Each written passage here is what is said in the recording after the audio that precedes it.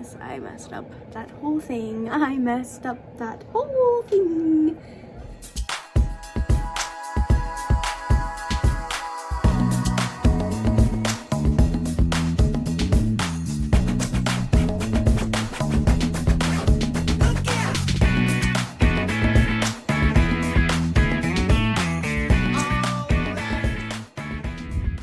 I'm gonna read the first page of Euphoria, the pilot episode. I gotta get my Rue character. I was once happy, content, sloshing around in my own private primordial pool.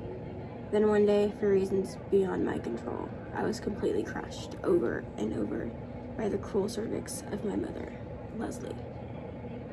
And then it just shows what you see on the screen. I put up a good fight, but I lost for the first time, but not the last. I was born 3 days after 9/11. George Bush talking, rescue workers. My mother and father spent 2 days in the hospital holding me under the soft glow of the television, watching these towers fall over and over and over again, until the feelings of grief, and the chills of horror gave way to numbness. I messed up that whole thing. I messed up that whole thing. Should I read it over? I'm gonna read it over. I'm gonna read it over. My mom and father spent 2 days in the hospital, holding me under the soft glow of the television, watching those towers fall over and over and over again, until the feeling of grief and the chills of the horror gave way to numbness.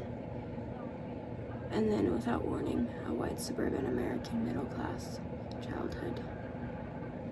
Therapist. I wasn't physically abused. Never had a shortage of clean water. Wasn't molested by a family member. And up until that point, hadn't experienced any more trauma than anybody else. The therapist talks again. So explain this shit to me. And then it cuts to scenes. The mom talks. Like who? But who? Vincent Van Gogh.